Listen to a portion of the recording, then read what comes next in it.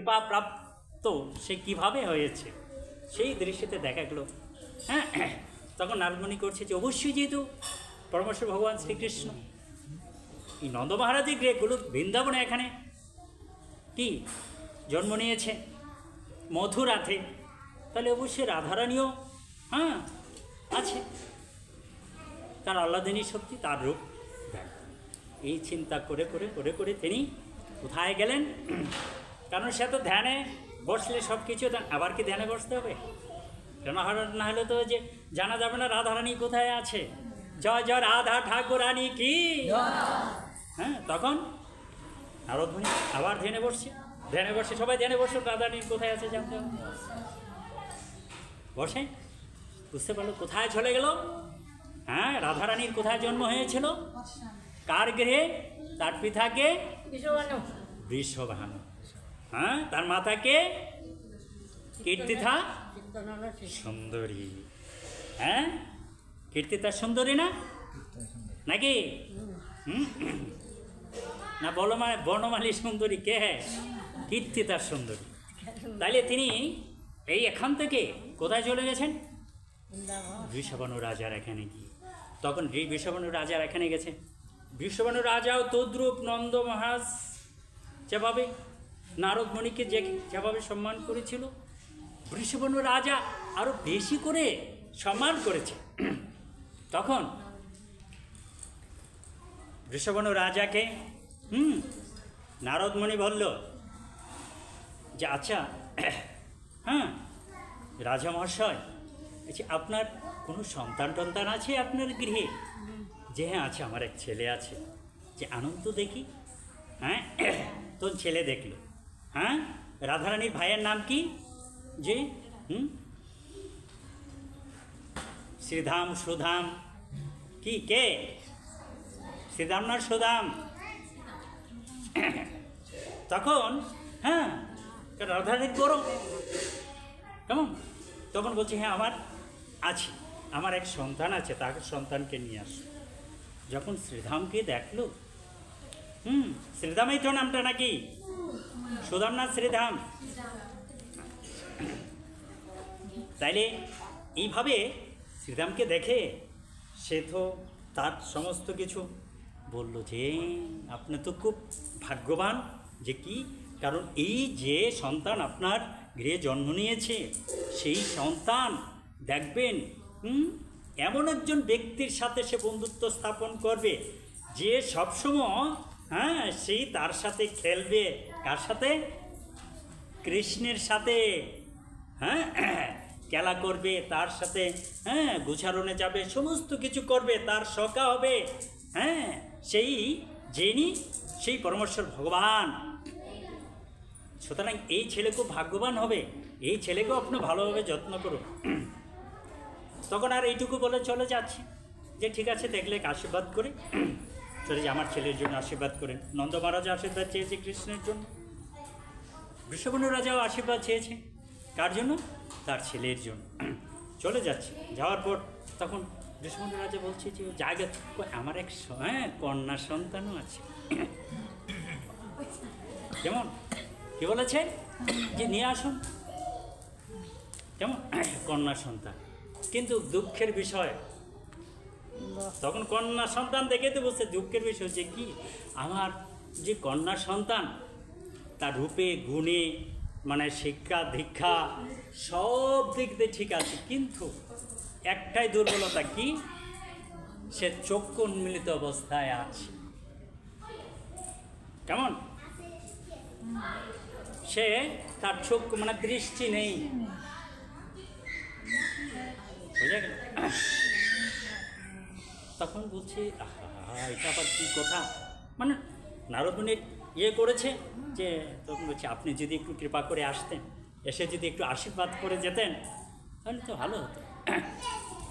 কেমন ভালো হতো? তখন নারদমণি তো সে তো মানে কখন যাবে, তখন ঠিকই হ্যাঁ ভিতরে গৃহে যখন গেল, গিয়ে যখন রাধারানীকে দেখলো, হ্যাঁ রাধারানীর রূপ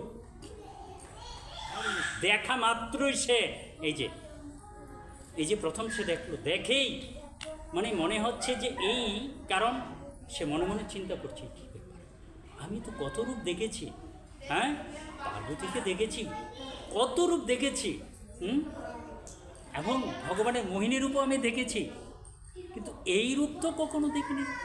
স্বয়ং হ্যাঁ লক্ষ্মী রূপও আমি দেখেছি, মহালক্ষ্মী রূপও দেখেছি, রাজলক্ষ্মীর দেখেছি, মর্তলক্ষ্মীর দেখেছি, হ্যাঁ মহালক্ষ্মী,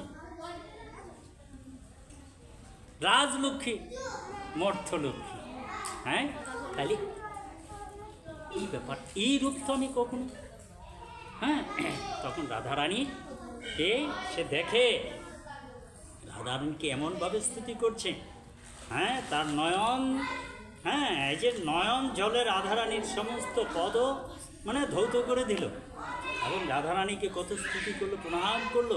আর এইগুলো কে দেখছে, হ্যাঁ বৃষভানু রাজা দেখছে যে কী ব্যাপার, আমার কন্যার হ্যাঁ সেই কি স্পর্শ, হ্যাঁ কে ধরলো, এটার কারণটা কি, এটা তো অন্যায় হয়ে গেল। কেমন সে তো রাধারানীকে হ্যাঁ দেখে রাধারানীকে যেভাবে স্তুতি করতে হয় সেইভাবে স্তুতি করে পরিশেষে প্রণাম করে রাধারানীকে প্রণাম করেছে, আসছে। তখন এসে বলছে যে আমার হ্যাঁ কি আমার মেয়েকে একটু আশীর্বাদ করেছে, কি আশীর্বাদ, যে উনি এমন একজন ব্যক্তি হবে, হ্যাঁ ঠিক আছে, যে এই অনন্ত কোটি বিশ্ব ব্রহ্মাণ্ডের যে নিয়ন্ত্রণাধীন কি, হ্যাঁ তার পত্নী হবে। রাধার সঙ্গে কৃষ্ণের বিয়ে হয়েছিল, হ্যাঁ সুতরাং আর তার জন্য কোনো দুশ্চিন্তার কারণ নেই, তার দৃষ্টিশক্তি নেই। আবার রাধারানীকে কিন্তু সেই কৃষ্ণ না রাধারানীকে কে, নারদমণি রাধারানীকে স্তুতি করেছে, প্রার্থনা করেছে, যে তার কাছে অনেক স্তুতি করেছে যে আপনি আমার হ্যাঁ সম্মুখে আপনার সেই রূপ না, আপনার যে রূপে আপনি লীলা করবেন সেই রূপে আপনি আমার কাছে প্রকটিত হন। ঠিকই রাধারানী কী করেছে, সেই নারদমণির কাছে তখনই কেউ দেখতে পাচ্ছে না, হ্যাঁ এই রাধারানী নারদমণির কাছে সেই রূপেই প্রকাশিত হয়ে নারদমণিকে কে আশীর্বাদ করছে, এবং নারদমণি হ্যাঁ কে তার চরণ হ্যাঁ কি স্পর্শ করিয়েছে। তো নারদমণি যখন রাধারানীর চরণ স্পর্শ করেছে, তার তো আরও দিব্য ভাব এসে গেছে, হ্যাঁ তাহলে যাক এইভাবে হ্যাঁ রাধারানীর কৃপা, এই যে প্রথম দর্শন করে রাধারানীর কৃপা নিয়ে যখন আসে, তখন বৃষভানু রাজা বলছে যে আমার মেয়েকে আশীর্বাদ করেন। তো নারদমণি বলছে যে আশীর্বাদ ঠিক আছে করি, তার মানে আমি নিজেই আশীর্বাদ নিয়ে আসলাম, হ্যাঁ তবে সাবধান, এই কন্যার কোনো দুশ্চিন্তার কোনো কারণ নাই, অটোমেটিক যখন সময় হয় অটোমেটিক সে সব কিছু দেখতে পাবে, এটা কেউ বুঝতে পারবে না। তাই তো হয়েছিল, হ্যাঁ যে এইভাবে নারদমণি রাধারানীর প্রথম কি দর্শন পেয়েছিল, হ্যাঁ কৃপা লাভ করতে পেরেছিল। রাধা রানীর কৃপা ছাড়া কখনো, হ্যাঁ ঠিক আছে, কারণ রাধারানী হচ্ছেন মহালক্ষ্মী, আর এই মহালক্ষ্মী যখন কি গোলকেশ্বরী লক্ষ্মী, যেটা যে গোলক বৃন্দাবনে যায়, হ্যাঁ তারপর তিনি হ্যাঁ মহালক্ষ্মী হয়ে তিনি না লক্ষ্মী হয়ে তিনি নারায়ণের পত্নী হয়ে আসছেন, মহালক্ষ্মী থেকে, হ্যাঁ তার অংশ, হ্যাঁ মহালক্ষ্মীর অংশ হলো লক্ষ্মী, রাজলক্ষ্মী, মর্তলক্ষ্মী, বোঝা গেল। এই যে নারায়ণের যে পত্নী লক্ষ্মী, সেটা সেই মহালক্ষ্মী, যে কৃষ্ণের সেই রাধারানীর অংশ, রাধারানী কেমন। আবার সেই হ্যাঁ লক্ষ্মী, নারায়ণের লক্ষ্মী, আবার হ্যাঁ রাজলক্ষ্মী হয়ে মানে রাজাদেরকে আশীর্বাদ করার জন্য, ধন ধন যাওয়ার জন্য সেই রাজলক্ষ্মী হয়ে আসছে। আবার মর্তে তিনি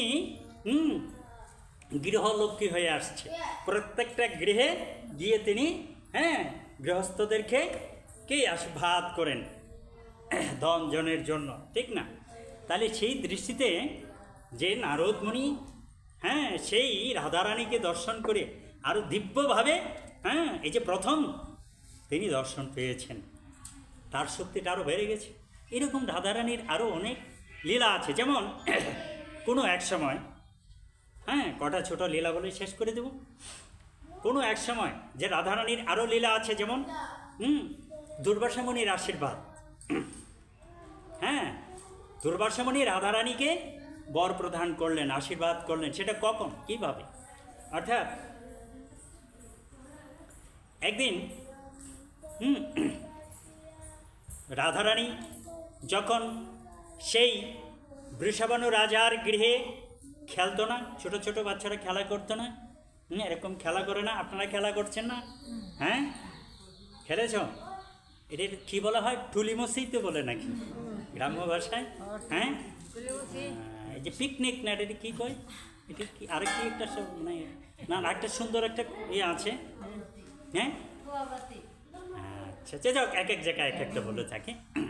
তাহলে এইভাবে সে কী করতো, যখন তার সখীদেরকে নিয়ে খেলা করতো, কোথায়? তার প্রসাদে, মানে বৃষভানু রাজার রাজপ্রাসাদে। তখন এই প্রসাদের বিল্ডিংয়ের নিচে কী করতো, যে ছাদের উপর উঠে এক কোণারে একটা কৃষ্ণের ছবি রেখে সে পূজা করত, রাধারানী। হ্যাঁ, পূজা করত। কেমন? সাথে সবাই থাকতো। তখন একদিন সকলেই এইভাবে মিলেমিশে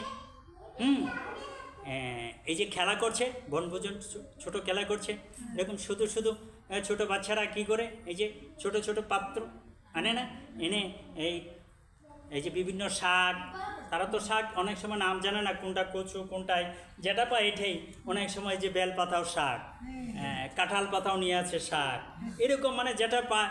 তারপর এই যে মানে এরকম নিয়ে আসে না, এইগুলো ভালো করে সুন্দর করে কেউ সবজি বানায়, কেউ মশলা পিঠে, মশলার আসলে মশলা লাগে না, এই যা কিছু পায় এরকম, আবার রং দেয়, এরকম সুন্দর করে বর্তমানে সব কিছু এইভাবে খেলা করছে, রান্না করছে।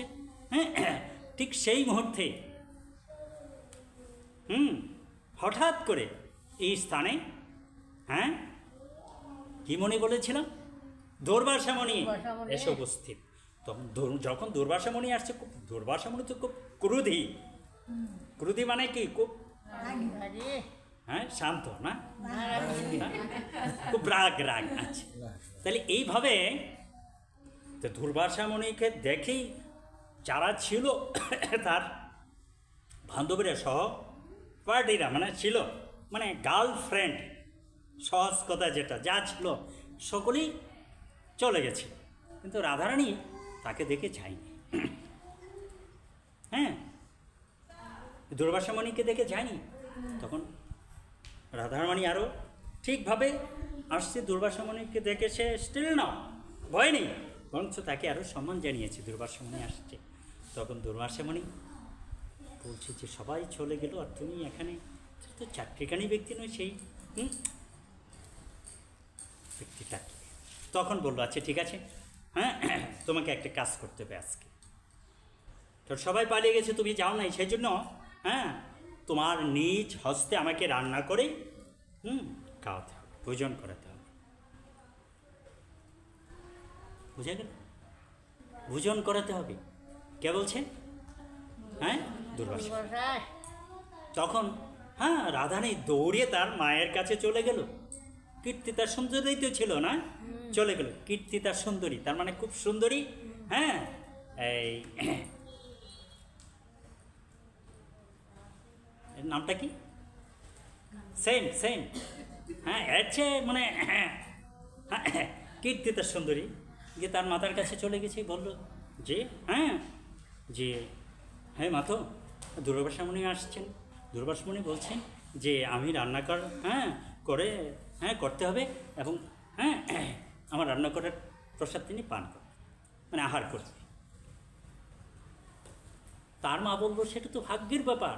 তখন সে নিজেই, রাধারানী নিজেই দৌড়ে রান্না করতে যা লাগে, এখন কিন্তু সেইগুলো নয়, এখন কি বাস্তব, বিভিন্ন মশলা, যা লাগে রান্না করতে, সমস্ত কিছু ব্যঞ্জন আনছে, মশলা থেকে শুরু করে চাল ডাল, এরকম যা লাগে সমস্ত কিছু এনে সুন্দর করে রান্না করেছে। কেমন রান্না করে, এত সুন্দর রান্না করেছে। দুর্বাসামণিকে খাওয়াবে। দুর্বাসামণি আসছে, সেইগুলো খেতে দিচ্ছে, কিন্তু তার গ্রানেই দুর্বাসামণি সেই গ্রান আস্বাদন করে, কি ব্যাপার, কি এটা এটা কি, কেমন? তখন যখন সে যখন সে সেই প্রসাদ মানে আস্বাদন করলো, তখন বুঝতে পেরেছে যে না, এই মেয়ে তো সাধারণ মেয়ে নয়, এত সেই গোলকের সেই মহালক্ষ্মী হবে।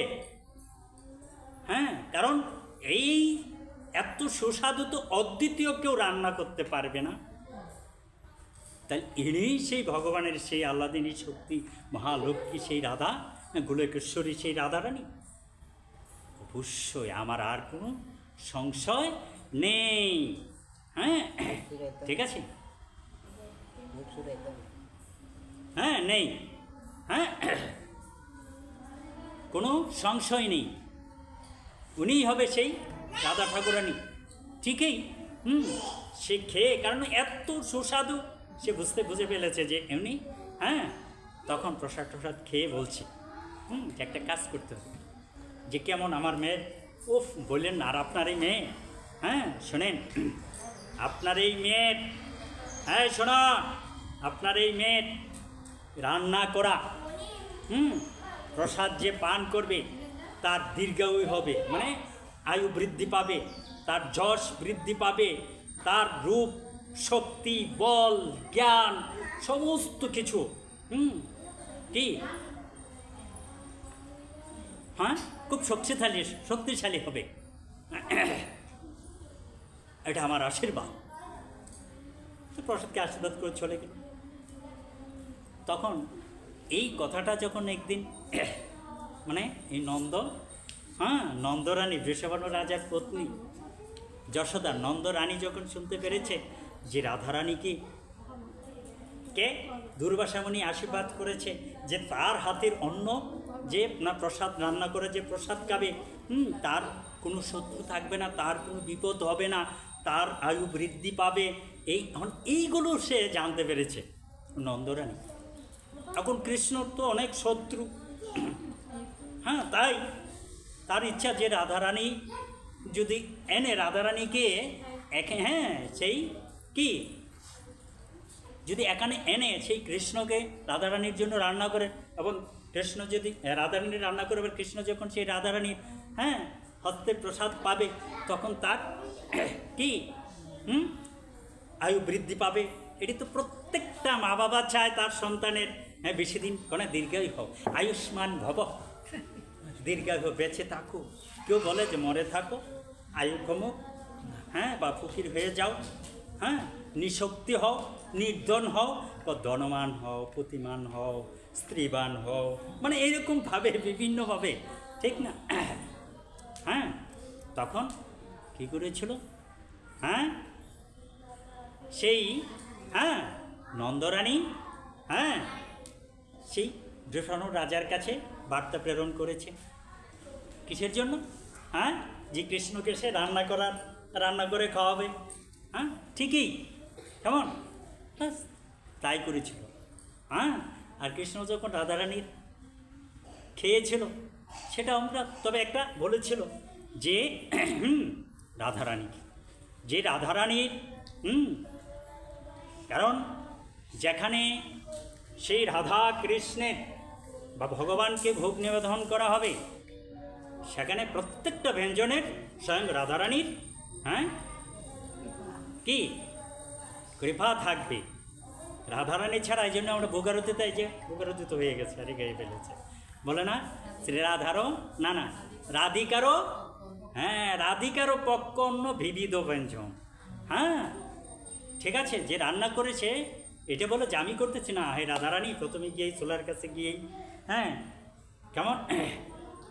কেমন তবে চুলার কাছে বা যাওয়ার আগে একটু শুদ্ধিভাবে যেতে হবে, যে চুলার কাছে যায় বা বুক বা সবজি বানাইতেই যায়, বা সেই হাত পাটা অন্তত পক্ষে ধুয়ে। বোঝা গেল কথাটা? আমি আর অনেক দিনই আগেই কিন্তু দিয়ে রেখেছিলাম। কেমন তাহলে যাই হোক, সেই দৃষ্টিতে যে প্রত্যেকটা ব্যঞ্জনে কি তুলসী মঞ্জুরি দেওয়া হয় না, কারণ এটা স্বয়ং রাধারানীর কৃপা। যেখানে সেই রাধারানীর কৃপা না থাকে সেটা হবে না। কেমন? তখন এইভাবে রাধারানীর যখন সেই নন্দ মহারাজের গৃহে আসলো, এবং নন্দরানী স্বয়ং তাকে সমস্ত কিছু দিল, রান্নাবান্না করে কৃষ্ণকে স্বয়ং খাওয়ালো। তাহলে এই যে কৃষ্ণ যখন রাধারানীর কি রান্না করা প্রসাদ পেল, আরও কত। তাহলে যাক, সেই দৃষ্টিতে যে রাধারানীর কৃপা ব্যতীত কখনো কৃষ্ণ কৃপা লাভ করা যাবে না। আর একটা ছোট গল্প হচ্ছে যে রাধারানী হলো কার? কৃষ্ণ সঙ্গিনী, আহ্লাদিনী শক্তি, জীবন সঙ্গিনী। তাহলে এই রাধারানী এই রাধারানীকে এই বৃন্দাবনের বিশেষ করে জটিলা এবং কুটিলা আর মাঝি রাধারানীকে এমন নামে তাকে কি এমন নামে তাকে ডাকতো যে কৃষ্ণ কলঙ্কিনী। ঠিক আছে, কৃষ্ণ কলঙ্কিনী সেই রাধা। তখন রাধা তো জানে না আমি কলঙ্কিনী কেন, আমি কৃষ্ণ সেবা করছি সেই জন্য আমি কলঙ্কিনী। না না, আমি আর এই মুখ কাউকে দেখাবো না। তবে দেখানোর পূর্বে আমি একটু যার জন্য আমাকে কি কলঙ্কিনী বলা হয়, এবার মুখটা একটু সবাই একটু নিয়ন্ত্রণে রাখো, না হয় ঠুস করে তার প্রতিদান এমন কিছু পাবে চোখে জল আসবে। সাধু সাবধান। সেই দৃষ্টিতে বলা হয়েছে যে এইভাবে যখন তাকে কৃষ্ণ কলঙ্কিনী বলে কি অবজ্ঞা করে থাকে সকলেই, তখন রাধারানী চিন্তা করছে যে আমি এই জীবন রাখবো না, তবে তার পূর্বে যার জন্য আমাকে কলঙ্কিনী বলে তার সাথে আমার একটু সাক্ষাৎ করা প্রয়োজন। কার জন্য? কি কলঙ্কিনী? কৃষ্ণ কলঙ্কিনী। তাহলে কৃষ্ণের কাছে গিয়ে বলল যে হে কৃষ্ণ, আমি কি পাপ করেছি? সংক্ষিপ্ত বলছি যে আমাকে এমন কি পাপ করেছি যার প্রেক্ষিতে তোমাকে এই বিশ্ব ব্রহ্মাণ্ডের সকলেই তো তোমাকে পূজা করছে, সকলেই তোমাকে ভজনা করছে, তোমাকে ডাকছে, তোমার সমস্ত কিছু করছে, কিন্তু তারা তো কখনো কলঙ্কিনী হয় না। কিন্তু আমি রাধা, আমি কি পাপ করেছি যে আমি তোমার সেবা করছি, সেই জন্য আমাকে কলঙ্কিনী বলে সকলেই কি অবজ্ঞা করে? জয় শ্রী শ্রী রাধা। সবাই বসে থাকেন। তার কারণটা কি? কেন আমাকে সেই কলঙ্কিনী বলবে? সুতরাং যা হোক, এই জন্য আমি তোমার কাছ থেকে বিদায় নিচ্ছি। যে বিদায় দাও, আর দেখা হবে না, আমি চলে যাব, তার চেয়ে আমি এই দেহ ত্যাগ করে ফেলবো। তখন কৃষ্ণ বলল যে শোনো, যারা তোমাকে কলঙ্কিনী বলে আখ্যায়িত করেছে তারাই তোমাকে তার বিপরীতভাবে তোমাকে কি তোমাকে পুজো করে। তবে আমাকে এক দণ্ড সময় দাও, একটু সময় দাও। যে তাই, যে তখন কি করেছিল সেই সময় দিল। তখন কৃষ্ণ বাড়িতে গিয়ে এর পরের দিন রাত্রে এমন এক ভাব ধরেছে, তার এমন রুগী সেজেছে, পেটে ব্যথা হয়েছে, তার এই পেটের ব্যথা তো আর কিছুতেই ভালো হচ্ছে না।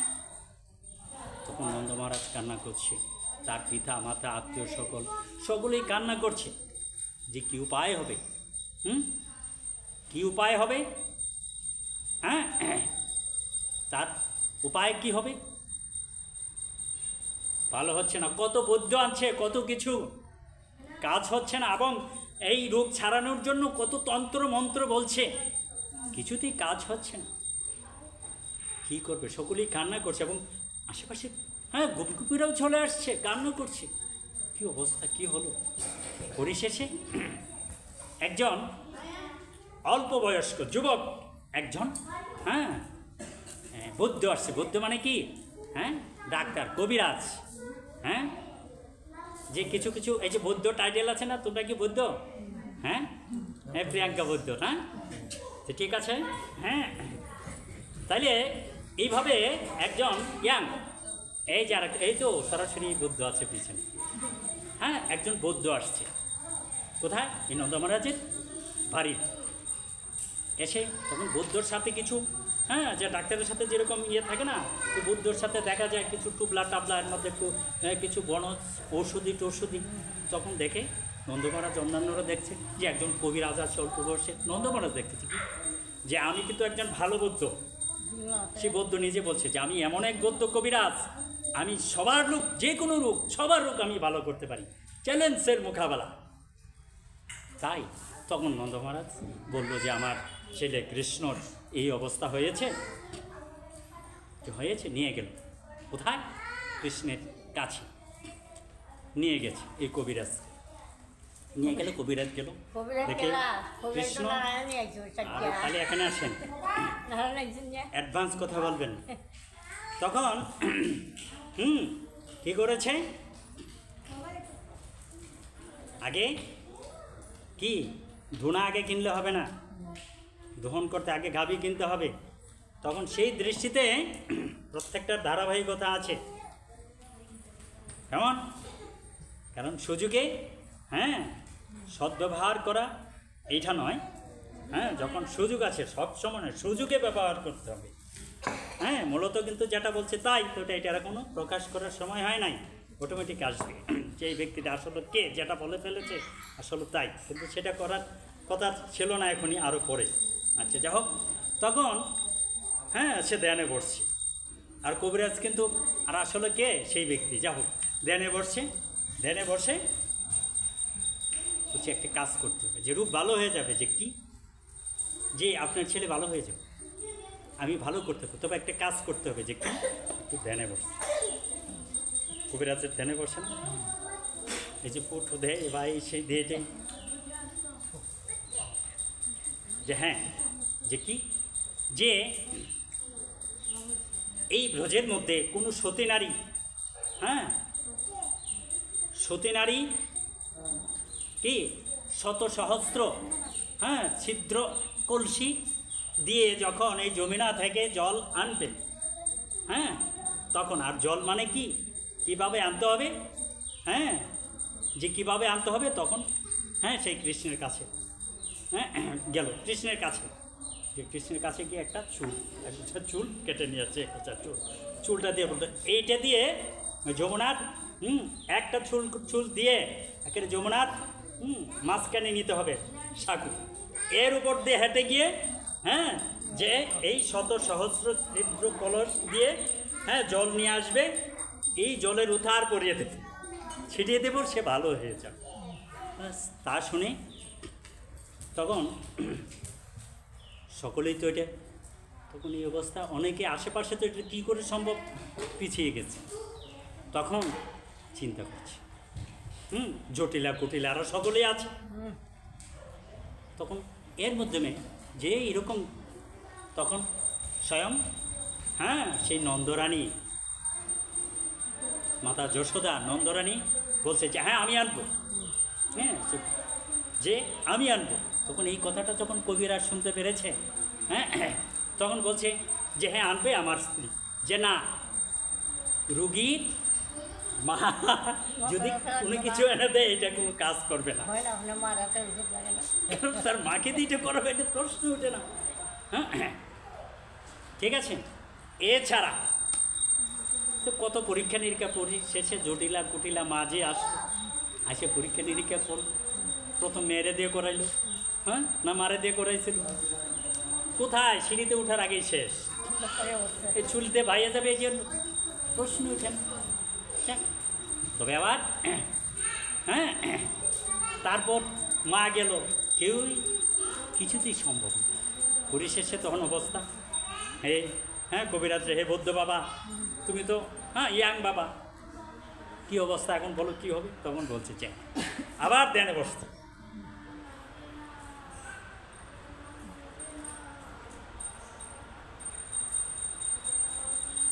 হ্যাঁ একটা উপায় আছে,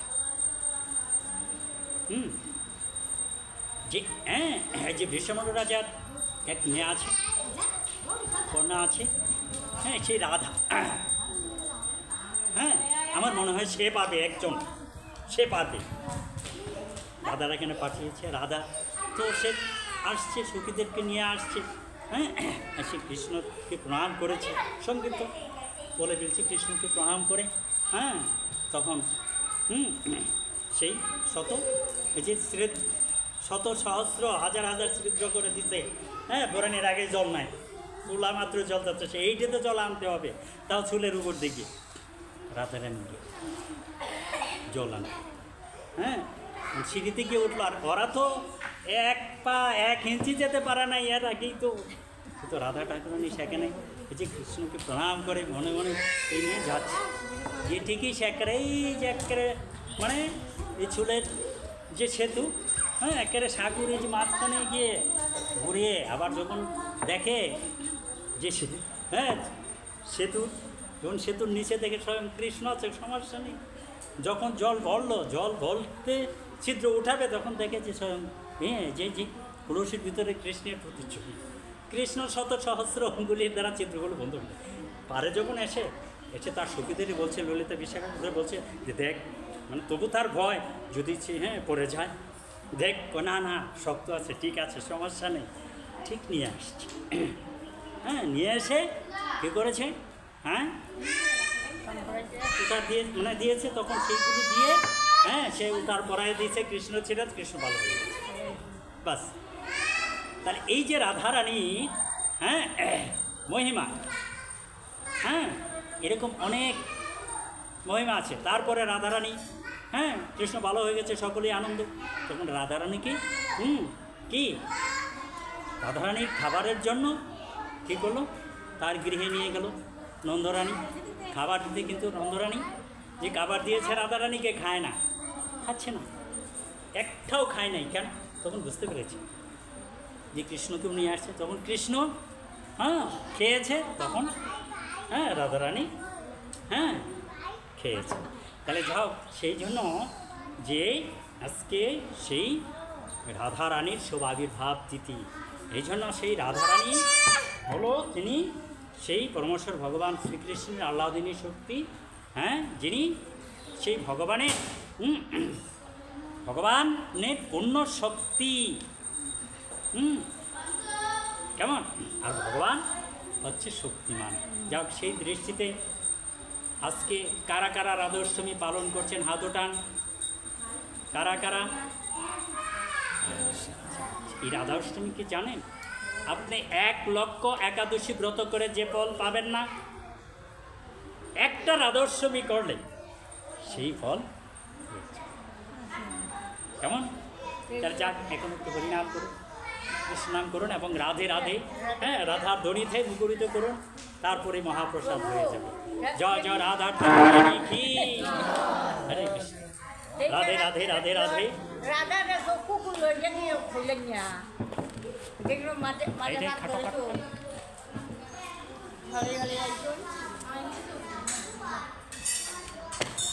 হরে কৃষ্ণ।